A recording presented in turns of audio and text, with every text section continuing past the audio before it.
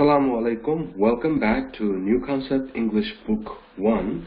Today is Sunday, November 24th, 2019. Final lesson of Book 1. Suyumli savaqdaşlar, bugünkü dersimiz Yengi Uqum İngiliz tili birinci kitabınınki en ahırkı dersi boludu. Baştan muntazam ergişip kelgen barlıq savaqdaşlarga chin ko'nglimdan rahmat aytaman hamda sizlarni qizg'in tabriklayman.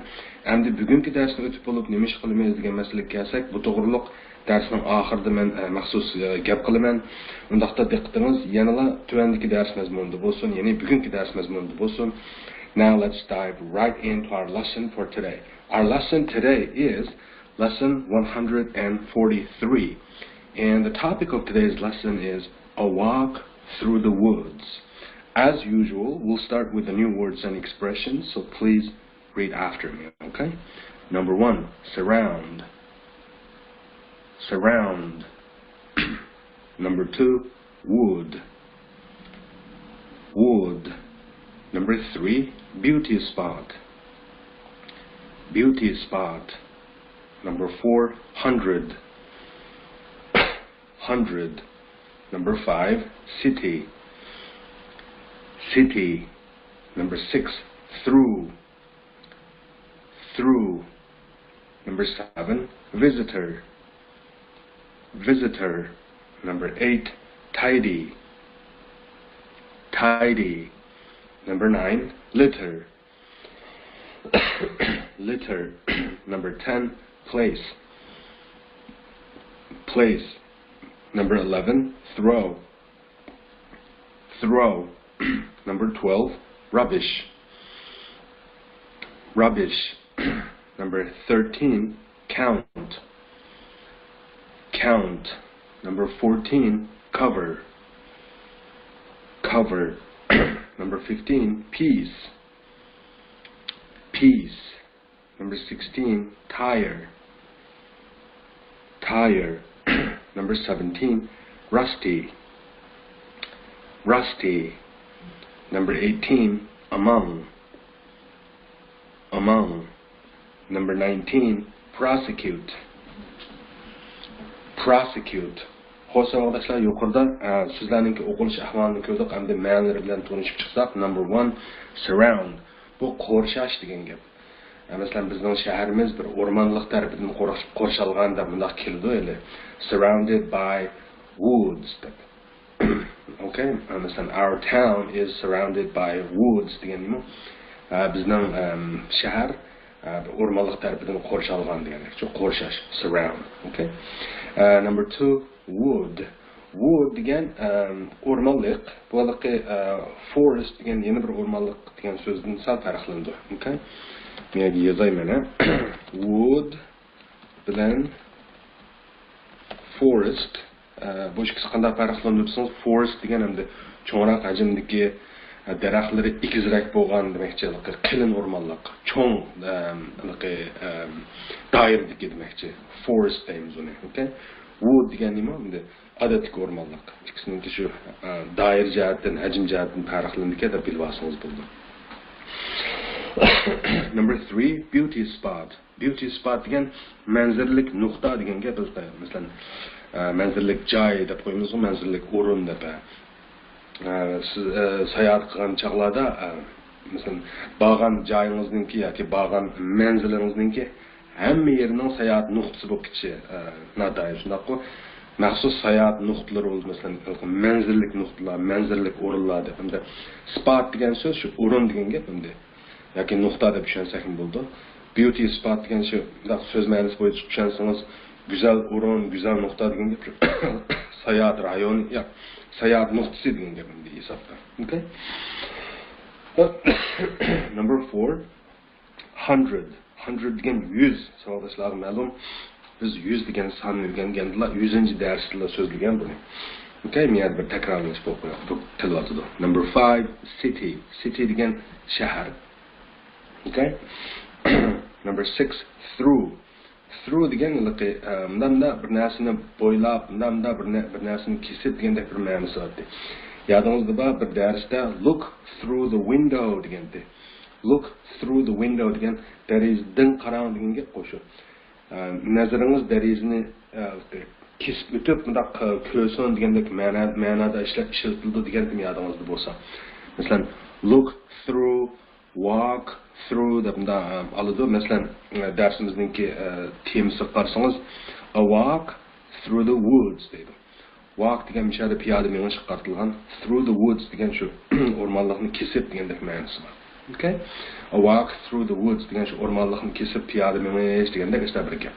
Darsimizning temasi. Okay? Qisqasi through degan shu kesib, bo'ylab degandek ishlar bir ma'nosi bor. Okay?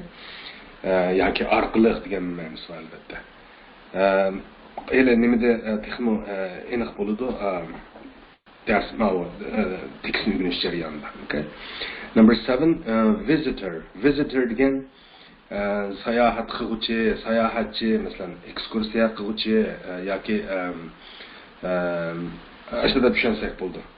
Sayohat qiluvchi, ekskursiya qiluvchi degandekchi. Okay? Number 8, tidy. Tidy degan ratlik degan gap savoqdashlarga ma'lum. Buningki qarshi ma'nosi nimaki untidy, ya'ni ratsiz degan gap. Okay? Number 9, litter. Litter degan axlat. Okay? Axlatchiligi yoki axlat sevitini deymiz. Litter basket deymiz, ele tekstda uchraydi. Litter basket. Okay? Albatta bugungi darsimizda axlatningki yana bir so'zi bor. U bo'lsa 13-so'z, kelganda so'zlayman. Yani axlatningki bir qancha xil atalishini biladi deb birman shuni so'zlagan chaqda. Okay? Qisqasi 9-so'z litter, axlat. Number 10, place. Place degan ism ma'nosi bo'lsa, joy degan gap, joy, o'rin degan ma'no bildirdi. Fe'llik ma'nosi bu so'zningki qo'yish degan gap. Okay? Masalan, falan narsani ustoniyaga qo'yish degan joyda ishlatilgan qo'yish. Okay? Number 11, throw. Throw degan tashlash degan gap. Bu so'zni 6-so'z through bilan hargiz o'qilishini o'xshash o'qib qo'ymaylik. Chunki 6-so'z orqaliq kesib degandagi ma'nosi bor. Uni through deb o'qiymiz. Through. Ma 11-so'z throw. Throw o'xshamayapti, ha? Throw degandan nimdir 11-so'zni tashlash dedi. Number 12, rubbish. Habiyam degandagi axlatning yana bir atilishi bu. Hamda men mishada axlatning bir qancha atilishini deb berman. Okay? Men bir siziq tartib etib yozsam qarang. Habiyam ko'doq litterni axlat deydiganmiz. Rubbish degan axlatgan. Axlatningki yana trash degan yana bir so'z bor. Anoningki waste degan bir so'z bor. Okay? Litter, rubbish, trash, waste. Mo'shu so'zlarni bilib olsak, nihoyat yaxshi. Ma'noda so'zlar. Albatta azdir ko'pdir o'xshamaydi. Ishlatilish o'rni. Ishqilib qandaq litter, rubbish, trash, waste degan so'zlarningki axlat degan ma'nosi borligini bilib olsak bo'ldi hozircha. Okay? Number 13, count. Count degan sanash. Masalan, belishga 3-4 deb sanaymiz. 1, 2, 3, 4. Okay? Ashuni sanash deymiz. Count. Number 14, cover. Covered degan qaplash degan gap. Masalan, yer yuzini qor qaplab ketdi deb qo'yamiz. The ground is covered by snow deb deymiz. The ground is covered by snow. Cover, qaplash. Okay? Number 15, piece. Piece degan parcha degan gap. Parcha. Okay? Masalan, bir parcha qog'oz deb qo'yamiz. A piece of paper. Okay?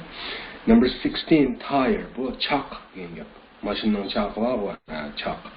Number 17, rusty. Rusty degan dot bosgan degan gap. Bu spell so'zimi? Rusty. Okay?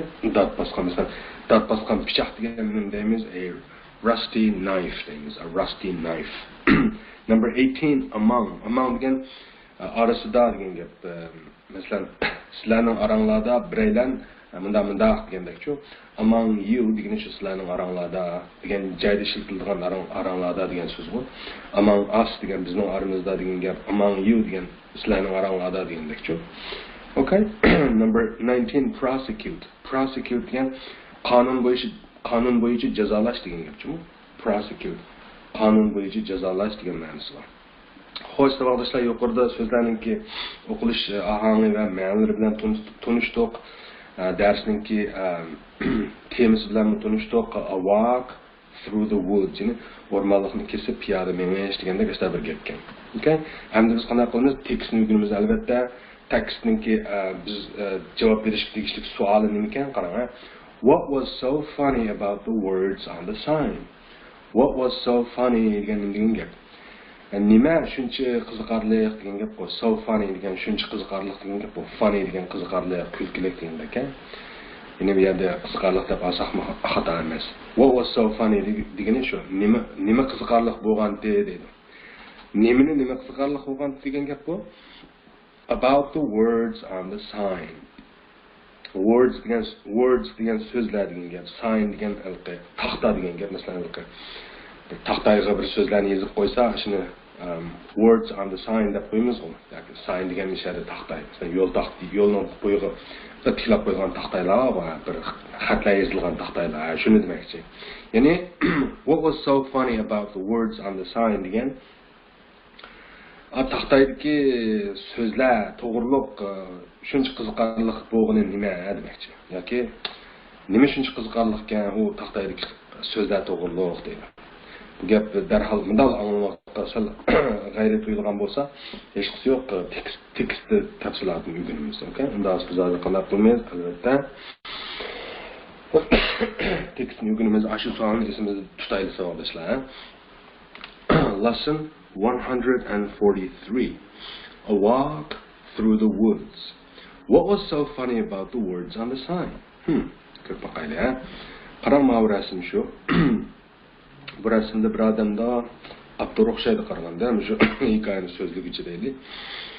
Da bir xil qarab qapti, bir xil sal ko'ngli yerim holda, hayron bo'lgan holda, bir xil xafa, ko'ngli yerim, hayronlik tuyg'ulari aralashgan bir xil holatda turib qolgandek turdi shunaqa. Men qarshildim o'rmonlik ekan. Jiq bir axlat narsalar yig'ilib ketgandek qildi qaranglar. Hatto mashinalarni borgan, bir taxtay turdi, nurg'un narsalar do'linib ketibdi. Demakchi, axlatga to'shib ketgan bir o'rmonlik ekanda bu qaranglar. Qarsang qiziqarli edi, mana bu nima? Axlat sebiti, litter basket degan shu. Bu narsa quruq turdi qarang, nihoyat qiziqarli edi. Xo'sh, shunda siz zodi qandaq bir mazmundagi tekst bu ko'p baqayli qarang. Mana agishib bir qatim o'qiydigan bo'lgandingiz. I live in a very old town which is surrounded by beautiful woods. Okay, bir qatim. I live in a very old town which is surrounded by beautiful woods.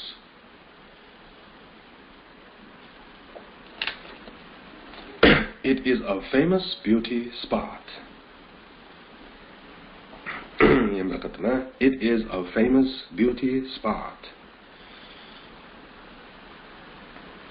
On Sundays, hundreds of people come from the city to see our town and to walk through the woods.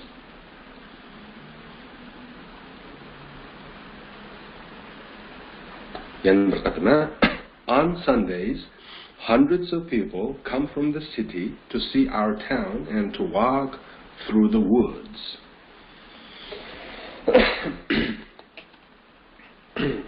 Okay? Visitors have been asked to keep the woods clean and tidy.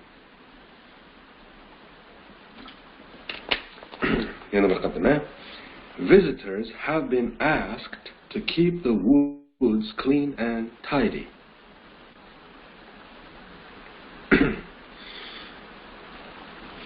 Litter baskets have been placed under the trees, but people still throw their rubbish everywhere.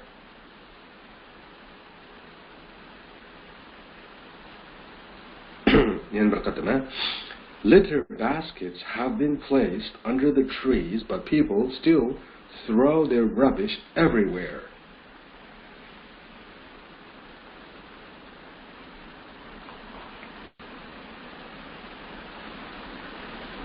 Last Wednesday, I went for a walk in the woods.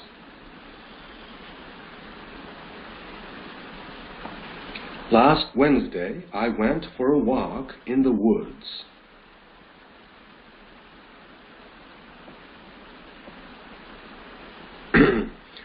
What I saw made me very sad.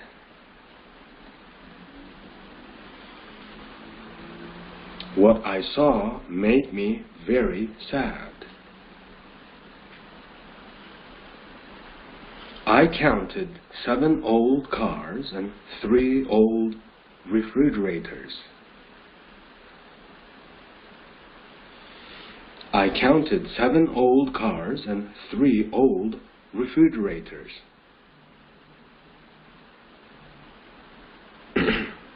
The litter baskets were empty and the ground was covered with pieces of paper, cigarette ends, old tires, empty bottles, and rusty tins.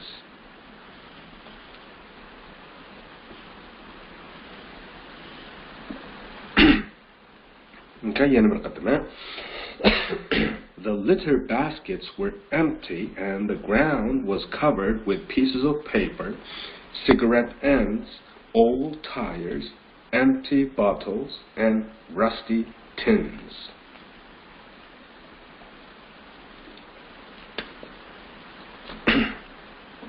Okay. Among the rubbish, I found a sign which said, "Anyone who leaves litter in these woods will be prosecuted."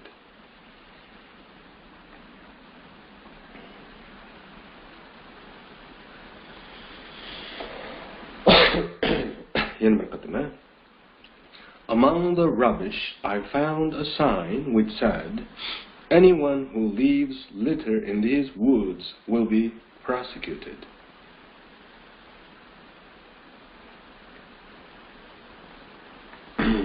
Xo'sh, savoldoshlar, o'qilishini shunchalik qilaydi, endi qolganini o'zingiz videoni keyniga yandirib, qayta yandirib anglab demakchi agishib o'qib qilishlarni o'zingiz qila olasizlar. Endi 100 dirani o'tgan dars bo'lgan bo'lsa, bu 100 dirani o'qitib, anglab turib, o'zim tuzitib qilgan bo'lsam yaxshi bo'ladi, lekin sharoit mushtaq bo'lgandek qandaq o'zingizni o'zingiz so'rab, videoni keyniga yandirib qayta anglaysiz. Okay? Unda bo'lsa, endi biz qanaqa qilamiz? Ma'nosini tushunib boqamiz tekstni qarang. I live in a very old town which is surrounded by beautiful woods. Hargiz ansirmang. Sal odamni gangartadigan jumlaga hamda biz jumlalar bilan uchrashishga boshladik. Birinchi qism kitobning oxiridan boshlab qandaq rasmiy ingliz til saviyamiz cho'nqurlab keng cho'nqur qatlamliqqa keng doiralik ega bo'ldi degandim men. Demakchi murakkab jumlalarni uchrashimiz ikkinchi qism kitob texmi shundoq.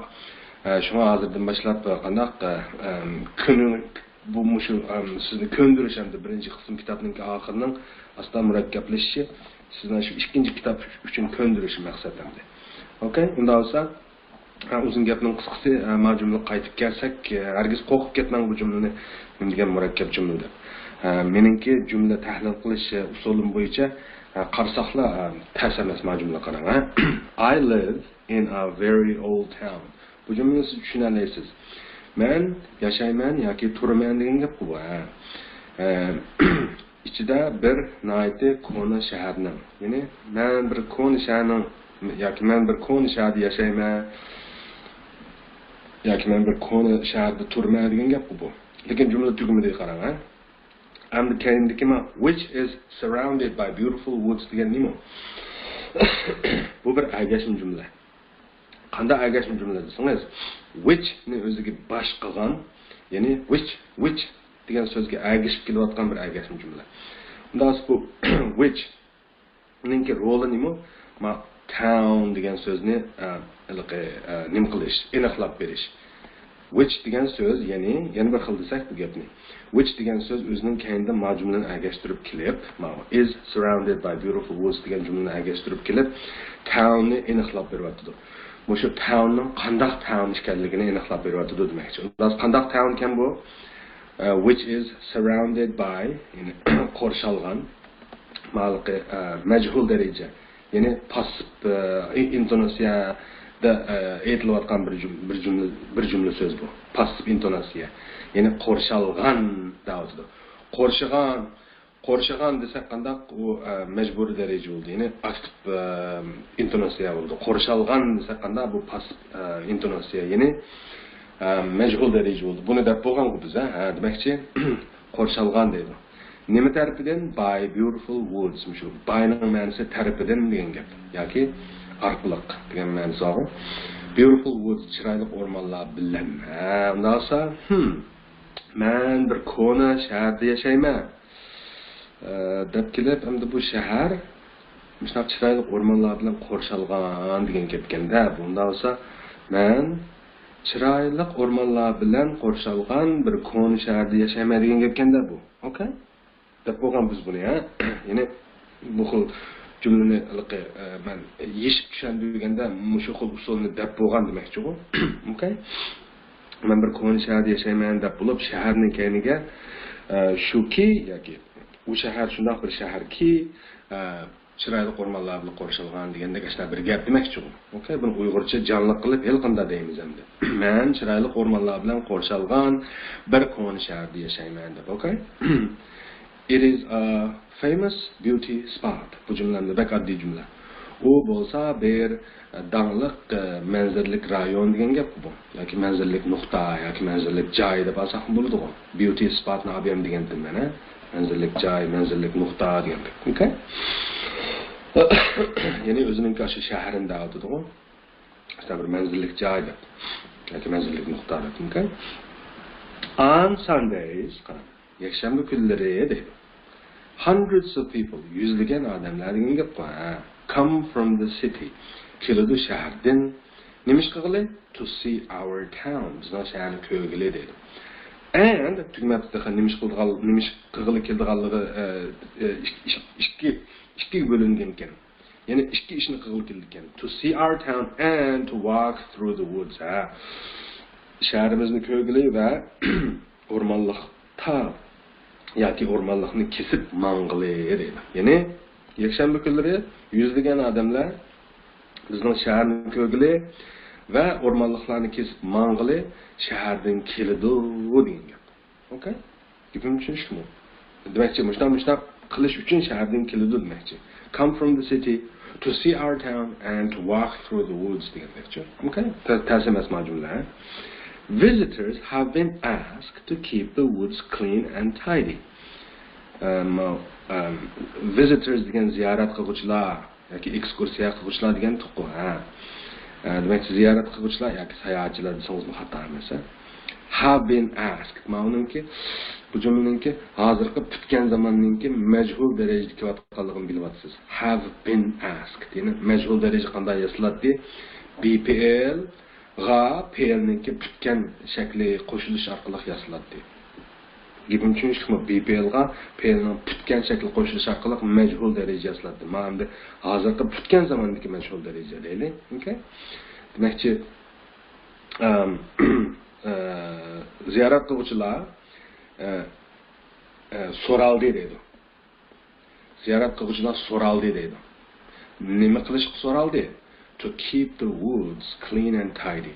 O'rmonliklarni pokiz va ratli tutishga deydi. Keep degan shu saqlash, tutish degan ma'nosi bor. Okay? Ya'ni saqlashga deb qilaylik, tushunishlikroq bo'lish uchun. Nima qilishga so'raldi deydi? O'rmonliklarni pokiz va ratlik saqlashga so'raldi deydi. Okay?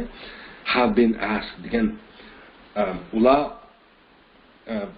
so'raldi degan gap. Ular so'rdi emas-mi? So'raldi degani shu majhul daraja, ya'ni pasib intonatsiya ekanligini bilyapsiz-ku. Gapni tushunishdi-ku. Yana bir qatim desak, bu jumlaning ma'nosini. Ziyorat qiluvchilar o'rmonliklarni pokiz va ratli tutishga so'raldi yoki talab qilindi deb olsak ham bo'ladi. Okay? Litter baskets have been placed under the trees. Litter baskets now been the begging axlat al-qasibatlari degan. Okay? Have been placed. Bunu hozirgi putgan zamondagi majhul darajaning ekanligini bilyapsiz, diqqat qilyapsiz. Have been placed deb. Qo'yildi degan gap, place ni ham qo'yish degan to'qimda.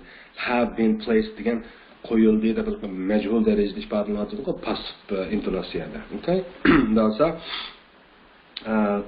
axlat chilaklari yoki axlat sevatlari deyli, qo'yildi deydi. Qayaga? Under the trees, daraxtlarning tagiga deydi.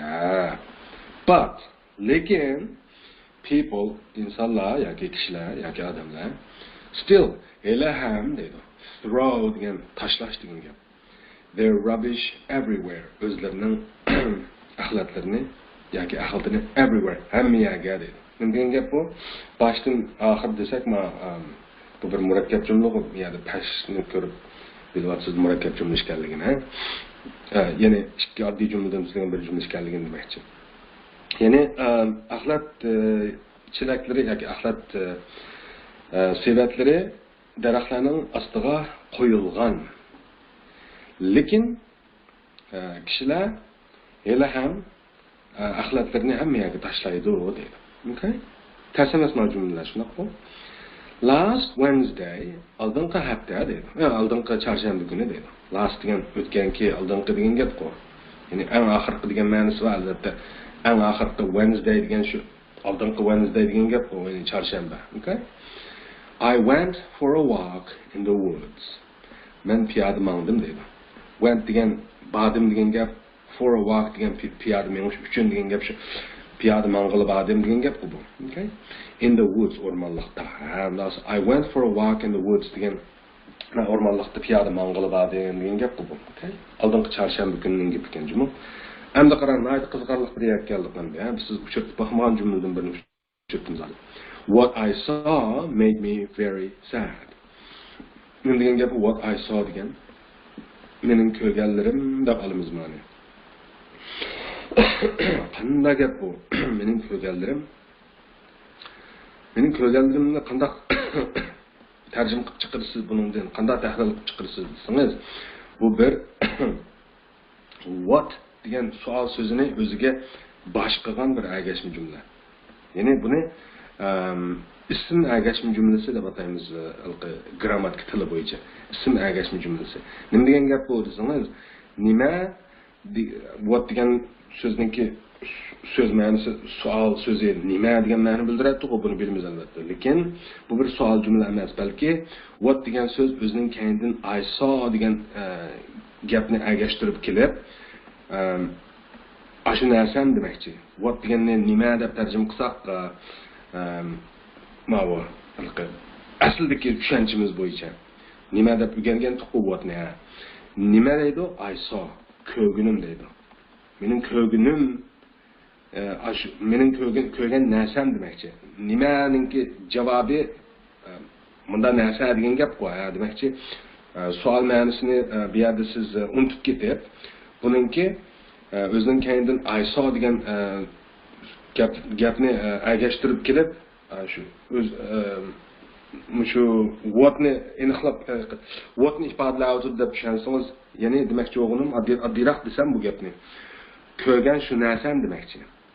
Ko'rgan shu narsam. Endi ma'ni siz bir narsaga diqqat qildingiz, jumlaning egasi ekanligiga diqqat qilyapsiz. Shu what I saw degan uch so'zning birlashib jumlaga ega bo'lib kelayotganligini ma'zur deb bermay qarang. What I saw dedi. Made me, qildi meni very sad, nihoyatda ko'nglim sad degan ko'nglim parishon degandek ma'nosi bor. Okay?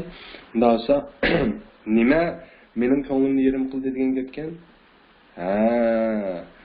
Mening ko'rganim deydi yoki ko'rganlarim degan gap. Ingliz tilida mening ko'rganlarim yoki ko'rganlarim degan gapni what I saw deb ifodalaymiz. What no ma'nosi nima emas, balki shu nima degan savolningki javobi bo'lgan shu narsa degan ma'no bildirdim yerda.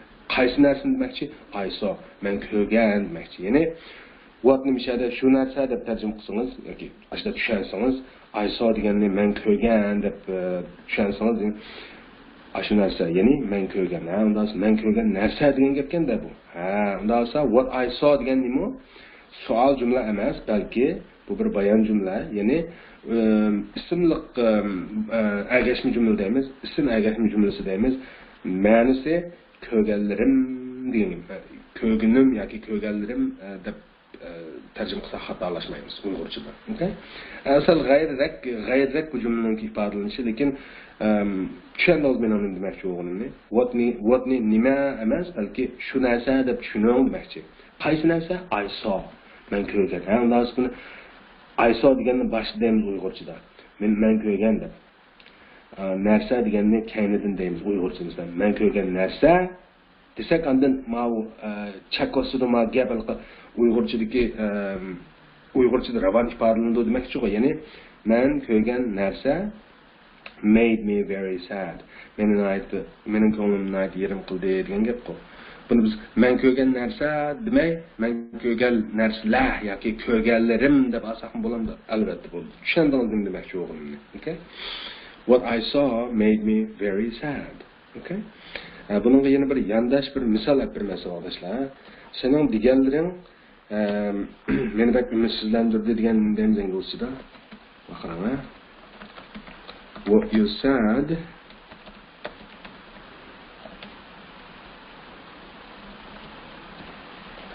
disappointed me. Qarang-a.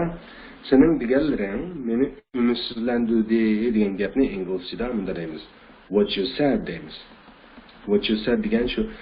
You said degan sen degan gap. Sen degan gap bor. What degani shu ashu narsa degan gap. Sen degan ashu narsa degan gap bu amaliyotda. What you said degani.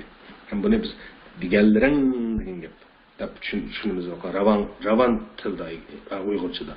Okay, ya'ni deganlaring disappointed me. Disappointed degan umidsizlantirdi degan gap. Kimni? Meni. Nasıl sen degan gaplar meni umidsizlantirdi degan inglizchada, umidsizlantirdi degan nima deyotganimiz inglizchada what you said disappointed me. Okay? Tushundingizmi demoqchi o'g'limni? Amshada what I saw made me very sad deb ko'rsatdi. Ya'ni ko'rganlarim meni nahayat mening ko'nglimni yerim qildi yoki meni nahayat parishon qildi deb olsaqmi bo'ldi. Yani cümlede what I saw degan ma üç sözninki birleşip cümlenin egisi bo'lib kelayotganligini unutib qolmaylik. Bu qanday cümle şekli? İsim ergeçme cümle şekli. İsimlik yoki isimlik ergeçme cümle deb tushunsangiz bo'ldi. Okay? Bu bir ergeçme cümle. Okay? I counted 7 old cars and 3 old refrigerators. I counted. Count nabiyam deb bergandim. Sanaştır. Ben sanadım 7 old cars. 7 tane konu maşini and 3 old refrigerators. 3 tane konu tonlatkularını dediğini. Ben 7 konu maşini bilen 3 konu tonlatkunu sanap çıktım degan gap bu. Okay? The litter baskets were empty and the ground was covered with pieces of paper, cigarette ends, old tires, empty bottles, and rusty tins. Gerçi uzun dakikan bilen bile demek adli cümle bakalım. The litter baskets degan ahlat sivetleri degan gap bu. Were empty, quruq idi deydi. Yani ahlat chirakları quruq idi, içinde işim yok demek şu. And shundaqla the ground, yer degan.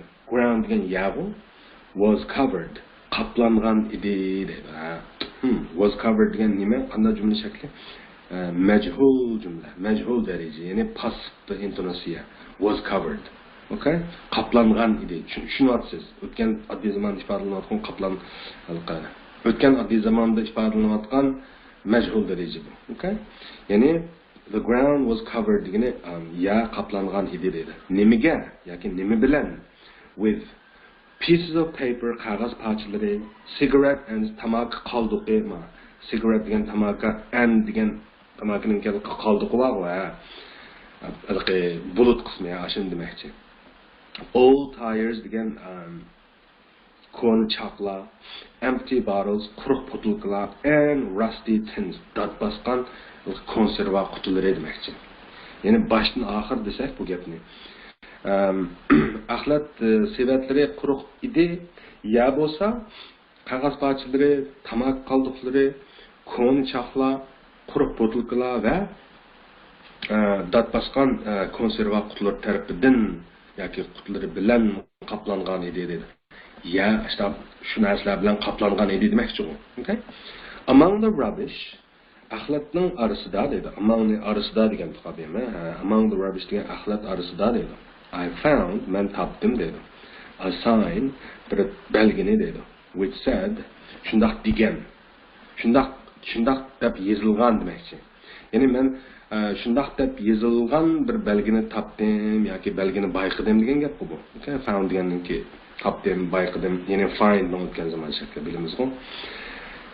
Xo'shunda olsa, among the rubbish I found a sign which said, ya'ni axlat orasida men mundaq deb yozilgan bir nimani, taxtayni yoki belgini bayqidim degan gap ekan bu. Nim deb yozilganga qaraylik. Anyone who leaves litter in these woods, ya'ni anyone har qanday bir odam degan gap ku. Har qanday odam kainotga who leaves litter in these woods degani bir nima agashma jumla bu. Ya'ni who ga agashib kelayotgan leaves litter in these woods degan jumlani tushunib baxsak, qoldirgan leave degan qoldirishga o'zining kainotida qoldirish yoki tashlab ketish degan ma'nosi bilasiz. Litter degan axlat. In these woods bu o'rmonliklarda, ya'ni kainotida qoldirib ketgan axlatlarni ma'lum o'rmonlarda degan gap bu. Who?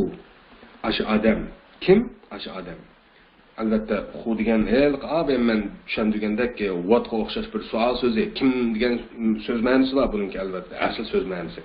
Bu jumlada kim deb tarjima qilmaymiz albatta.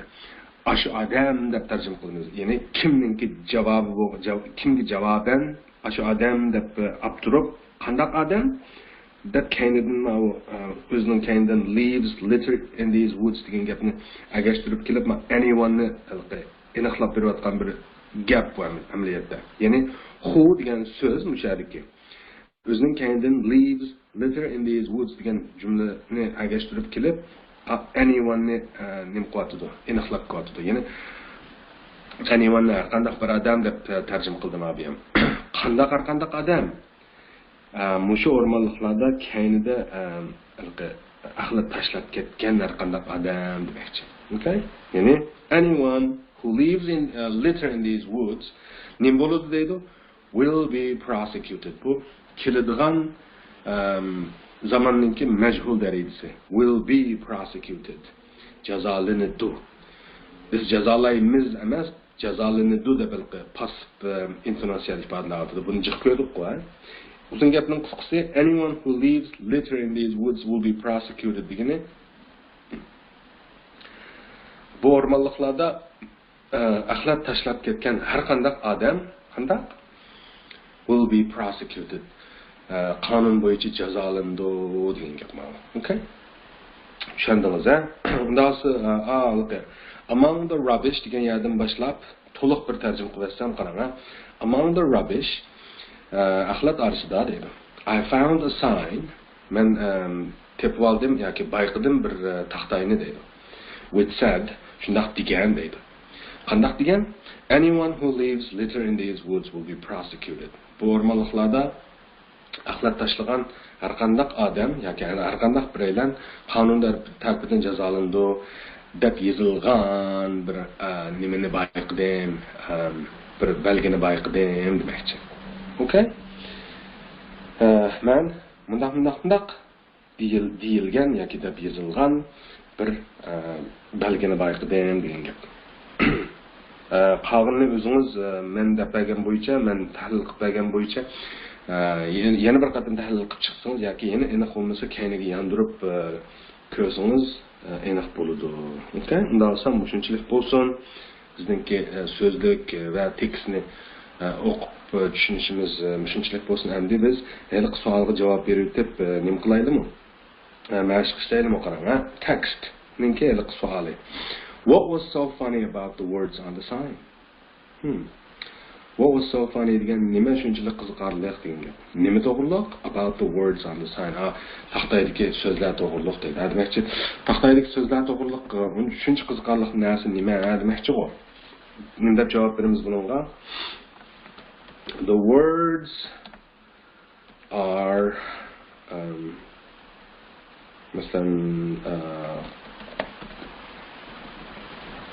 mesela serious deylik. Serious degan naytiliqi jiddiy muomala qilishga tegishlik yoki jiddiy naytiliqi bir xil deymiz Eger yoki bo'lmasa haqiqiy demakchi yani. Okay, the words are serious. So'zlar bir xil rostdak turdi degan gap yoki so'zlar rostkan. But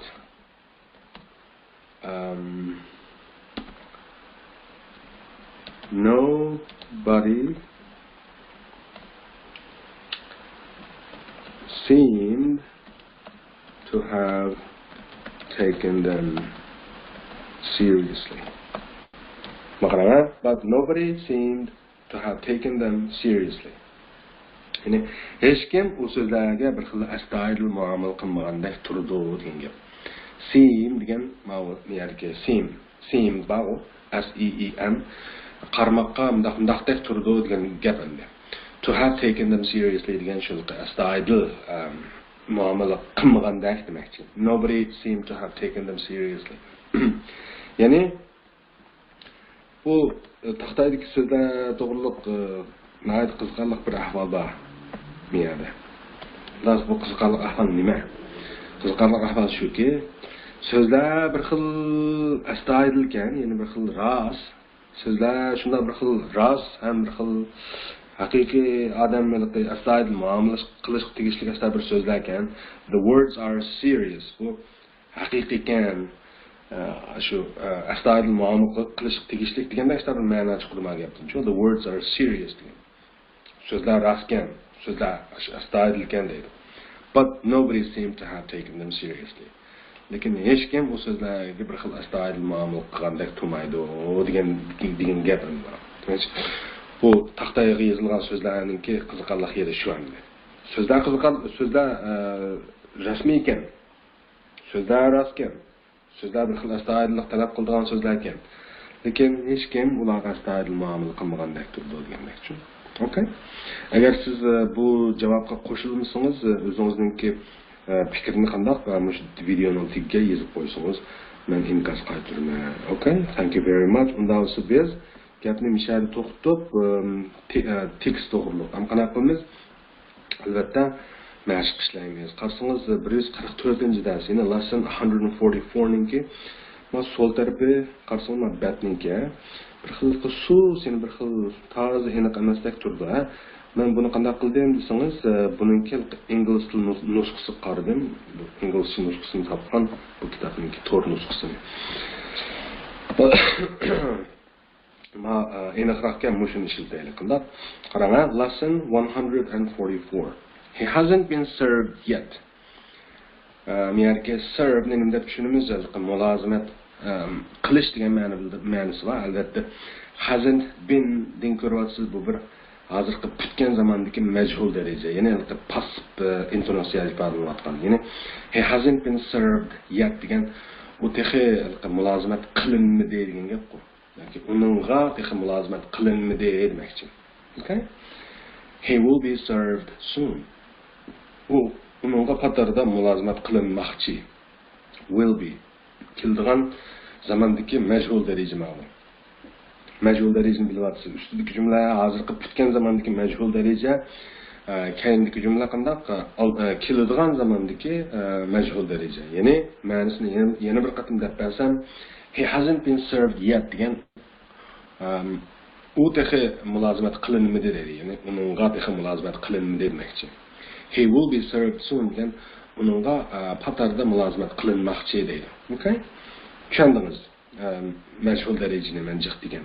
Xo'sh, shunda olsa mushu mavzuda yoki mushu temada biz qanday tuvanda mashq qilib bordik ekanmiz. Albatta siz shu topda ko'rayotgan Ma ekranda ko'rib qoldiringiz qandaq og'zaki mashqlarga bor. Qarang.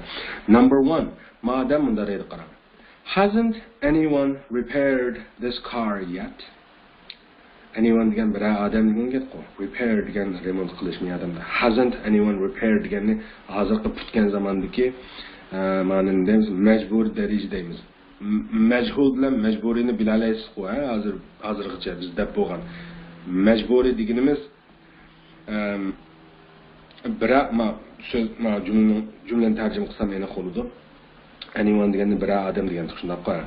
Bir odam ma'vu mashinani remont qilmadimi deydi. Bu gapdan chiqib turdi, bu majburiy daraja, ya'ni aktiv intonatsiya.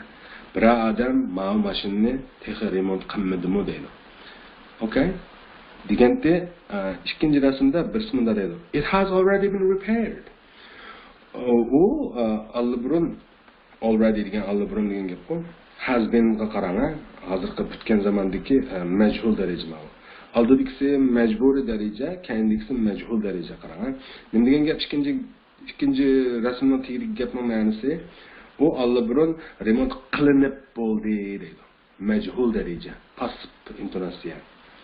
Birinchi rasm nima deydi? Bir odam bu mashinani remont qilmadimi deb majburiy darajada ifodalagandi. Ya'ni aktiv intonatsiyada.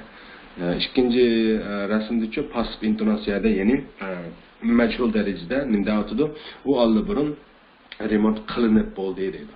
Gapimni tushundingiz? Majburiy darajada so'ralgan savolga majhul darajada javob beryapti degan gap. Okay? 4-chi rasmlarga qaraylik. 3-chi rasmda qiz ma bo'g'aldan so'rabdi qarang. Hasn't anyone corrected these copybooks yet? Bir odam ma'vu topshiriq copy books degan ko'chirib yozilgan daftarlar degan gap, mashq daftarlari degan gap amaliyotda. Ya'ni birasi mashq daftarlarini tuzatmadimi yoki to'g'rilamadimi deydi. Yoki tekshirmadimi demoqchi miyada. Corrected degan shu topshiriq tekshirish, ma'lumotni tekshirish va to'g'rilash deb bunday ifodalaydi inglizda corrected deb. Okay? O'zim gapning qisqasi bu bir majburiy darajada ifodalanayotgan hozirgi bitgan zamondagi bir jumla, savol jumla. Okay? Birasi ma'vu daftarlarni tekshirmadimi desa, 4-chi rasmda ma'lum qizga javob beryapti. They have already been corrected. Ular alburun tekshirilib bo'ldi deb. Have been corrected. Majhul darajada javob beryapti. Majburiy darajada so'ralgan savolga majhul darajada javob beryapti. Birasi tekshirmadimi desa, ular tekshirilib bo'ldi deb. Gapimni tushundingizmi? Okay? Number 5, 6. Hasn't anyone caught the thief yet? Bir odam yoki birasi o'g'rini tutmadimi deyiqcha deydi. Hasn't anyone caught? Ma'lum majburiy daraja. 6-chi rasmda nima deydi? He hasn't been caught yet. U texa tutilmadi.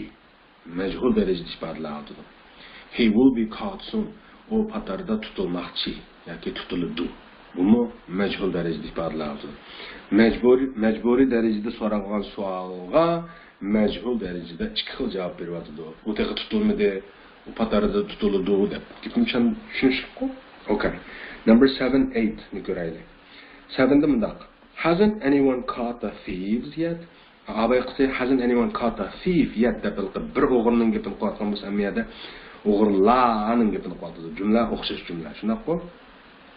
7-chi jumlani tarjima qilsak, birasi o'g'rilarni tutmadimi desa, 8-chi rasmda they haven't been caught yet. Ular texa tutilmadi deydi. Ular patarida tutiladi. They will be caught soon. Okay? Bunda diqqat qilib o'zingiz majumlarni qayta ko'chirib yozib demoqchi. Ozroq tahlil qilib jumlalarni bir so'zlarni har xil jumlalarni tuzab beqib, har xil variantni aytib beqib bu gaplarni demoqchi.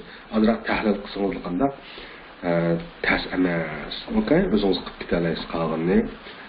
Agar aniq bo'lmagan bo'lsa, videoni keyinga yandırib ko'rsangiz bo'ladi emas. Biz jiq so'zlagan bu majburiy, majhul daraja degan narsalarni. Okay? Xo'sh, shunda savoldoshlar, og'zaki mashq shunchalik bo'lsin, endi yozmish mashqlar keldi qarang, ha. Written exercises. 144-darsninki yozmish mashq kelsak qarang, ha. Edi bunday edi. Read the piece in lesson 143 again. Piece degani shu yozma degan gap.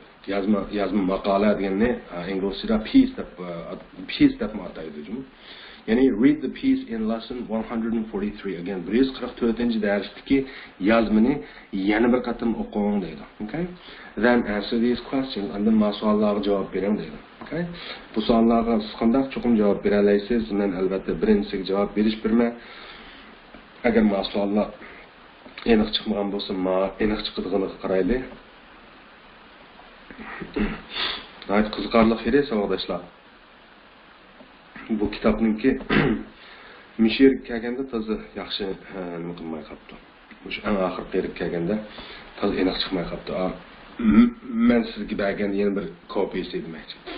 Mana men to'rdan topdim dedim-ku, men inglizcha nusxasini Xitoycha xati yo'q menimki. Okay, uzun gapdan qisqasi shu 8 savolninki aniq endi ma'lum. Mana shu tapda videoni to'xtatib qo'yib turib ko'chirib olishni bilasizmi? Okay? 8 savolninki birinchisiga men javob bermay, o'zingiz qolganiga javob berasiz, okay? Where does the writer live? Writer degan autor degan gap, live degan yashash yoki turish. Shundan so'ng autor nerede turadi yoki nerede yashaydi degan gap bu.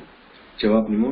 He lives in an old town surrounded by beautiful woods.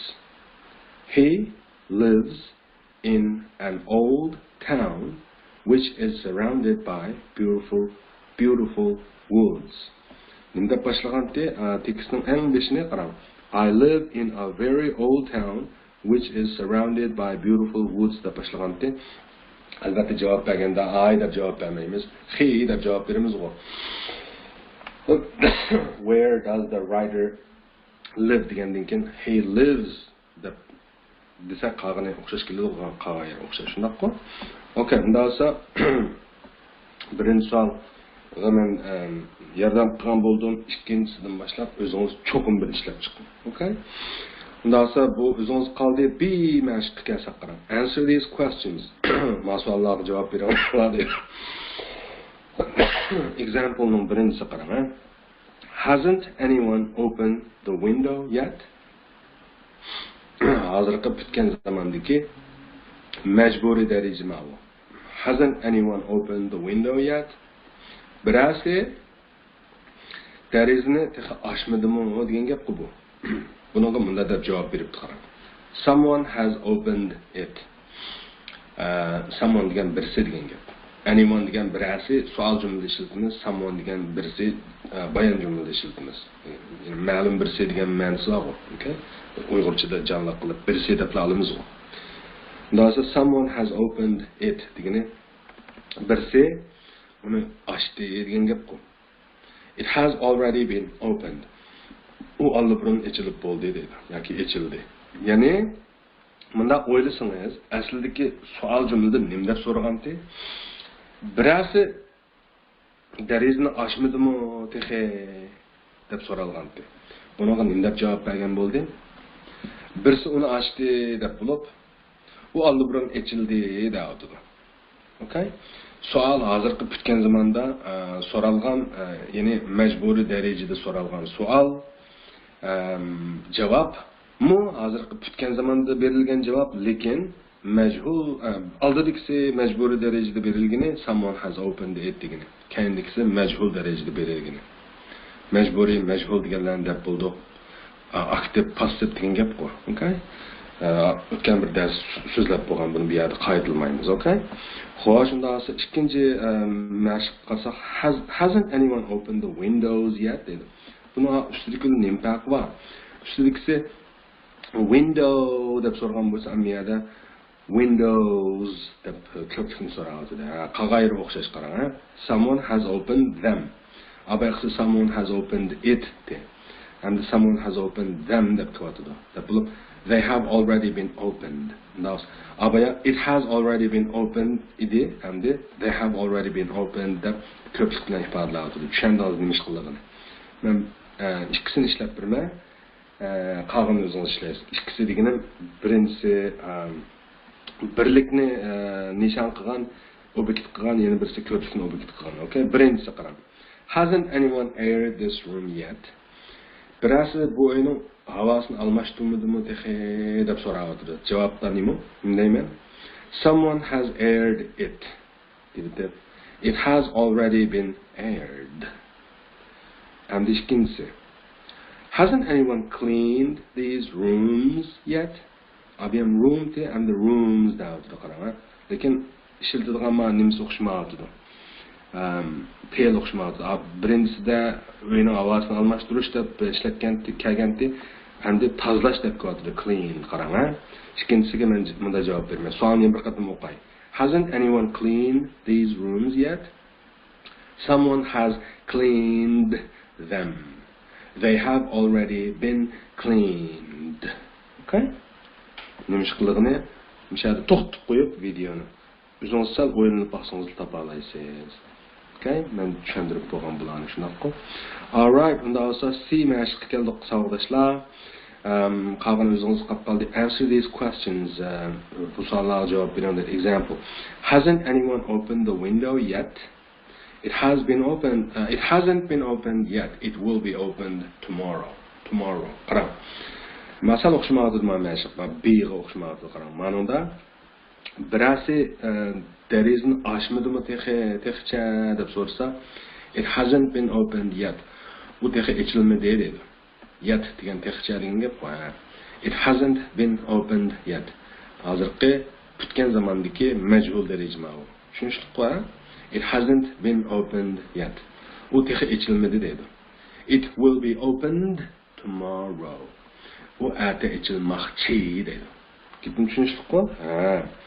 Savolni yana bir qatam o'ylasak, majburiy darajada so'ralgan birasi darajani texcha ochmadimi degan gapga majhul darajada boshda u texcha ochilmadi deb ondan u ata ochilmoqchi deydi. Oldida hozirda kutgan zamondagi majhul darajada javob bergan bo'lsa, inkor qilib kaynida keldigan zamondagi majhul darajada javob beryapti. Okay? Inkor emas, balki bo'lishlik qilib. Gapim tushunishlik bor? Unda esa kayindikisi qarang. Hasn't anyone opened the windows yet? Abay qilsa window edi and the windows deb qo'yadi qarang. They haven't been opened yet. They will be opened tomorrow. Unda esa men ikkisini ishlab birma qolganini o'zingiz ishlaysiz, okay?